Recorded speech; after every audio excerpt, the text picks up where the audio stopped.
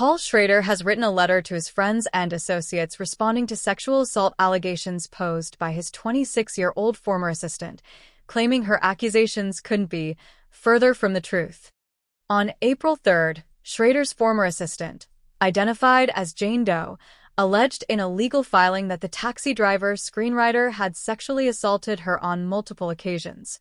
One alleged incident occurred shortly after last year's Canada premiere at the Cannes Film Festival, where she claims Schrader exposed his penis to her in his hotel room. She also claimed that Schrader's lawyer agreed on a monetary settlement after the alleged abuse, but after some soul-searching, he pulled out of the deal. The Jane Doe's lawyers then filed a motion in New York State court to enforce the settlement and recoup litigation expenses. Schrader has since responded to the claims in a letter sent Monday. In it, he writes that it's important for the masses to hear from me directly about the subject, to get his side of the accusations, which he claims to be false and misleading. The letter reads, "Out of the blue, in the fall of last year, a lawyer I had never heard of, representing my former assistant, sent me a letter demanding that I pay my former assistant millions of dollars, or she would go public with sensational, false, and misleading accusations about our relationship and my conduct via a lawsuit." He explains that he felt legally entitled to back out of a settlement which he claims would not be effective unless both plaintiff and I signed it. Schrader then goes on to detail the most physically intimate experiences he shared with his former assistant, claiming they shared 2 kisses on the lips. He stressed that they never had sex in any form. The first kiss was in December 2023 in a New York bar after we had both been drinking. She continued working actively with me thereafter. She did not indicate to me that she had been troubled by the kiss, much less that she preferred a change or end our relationship, Schrader wrote.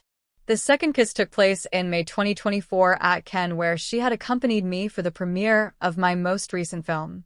Once again, after we had been drinking together, I kissed her. This time she indicated displeasure. I never attempted to kiss her again, and I also apologized.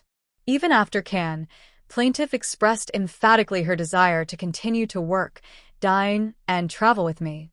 Schrader ends his letter by saying he understands he will be presumed guilty in the current climate surrounding sexual assault in Hollywood, but remains confident the court would see the truth if he goes to trial. "I have nothing to hide about my conduct, and that includes my decision not to yield to the pressure of my former assistant's threat to make her sensational allegations public, a threat that she and her lawyers have now executed," Schrader wrote. "If this case ever makes it to trial, I will be honest with the judge and jury who I am confident will see the truth." Read the full letter below. You may have read that my former assistant filed a lawsuit making some allegations about me. I am writing because you are important to me, and I want you to hear from me directly about this subject. Out of the blue, in the fall of last year, a lawyer I had never heard of, representing my former assistant, sent me a letter demanding that I pay my former assistant millions of dollars, or she would go public with sensational, false, and misleading accusations about our relationship and my conduct via a lawsuit. I understood that the mere assertion of such accusations would be damaging and hurtful. As a result, I nearly committed to settling the claims by paying a small fraction of the amount that had been initially demanded to avoid the hurt and harm that the publicity surrounding a lawsuit with these kinds of false and misleading accusations would cause, to say nothing of the cost of litigation. Upon reflection, I changed my mind, which I believe I was legally entitled to do, and declined to sign the written settlement agreement the lawyers had prepared. I refused to bow to the coercion created by what I regard as unwarranted and opportunistic claims, and resolved to defend myself.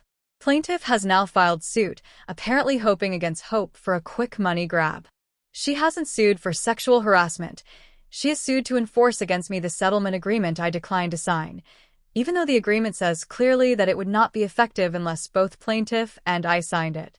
Although her lawsuit is for breach of the settlement agreement draft, it gratuitously includes some of the sensational, false, and misleading accusations that were contained in her demand letter. I am not a mind reader, but I believe that the accusations were included as a tactic to bully me into writing a check. If that is their plan, it will not succeed.